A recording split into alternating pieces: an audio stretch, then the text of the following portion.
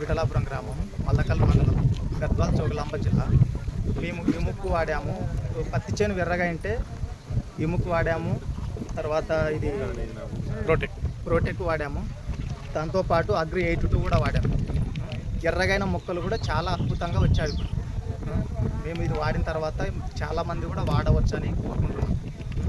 Spraying తర్వాత మళ్ళీ అడుగు మందు వేసేటప్పుడు గ్రాన్వాల్స్, మన ఫర్టిలైజర్లో గ్రాన్వాల్స్ కూడా వేసి వాడాము. చేను ఇప్పుడు చాలా అద్భుతంగా మొక్క ఎదిగింది. ఇంకొక 4 రోజులు ఉంటే చీడిపత్తి కూడా అద్భుతంగా మగ్గలకి క్రాషింగ్ పెట్టు. అంత ఎదుగుదల మీకు తొందరగా వచ్చేసింది. ఎదుగుదల తొందరగా వచ్చేసింది. బాగుంది చేను. మొక్క మాత్రం ఆరోగ్యంగా ఉంది. మొక్క ఆరోగ్యంగా ఉంటే ఎలాంటి తెగులు కానీ ఎర్రగైన చెట్టు కూడా ఈ మందు వాడిన తర్వాత చాలా అద్భుతంగా ఎదిగింది. మీ తోటి రైతులకు మీరు ఈ వీడియో ద్వారా ఏం సందేశం ఇవ్వచ్చు? ఇచ్చినాం సార్, చాలా మందికి చెప్పాము. మాతో పాటు రైతులు కూడా వాడారు కూడా. వాళ్ళతో నుంచి కూడా అద్భుతంగా ఉంది. కాకపోతే మేము వీడియో తీయలేదు వాళ్ళది. వాళ్ళ వీడియో తీసింటే చాలా మందికి తోటి రైతులకి ఎర్న అనేది తెచ్చుకుంటుంది. ఈ వీడియో చూస్తున్న రైతులకు మీరు ఇచ్చే సందేశం ఏంటి? వాడొచ్చు అని చెప్తారు. వాడొచ్చు, చాలా మంది వాడొచ్చు.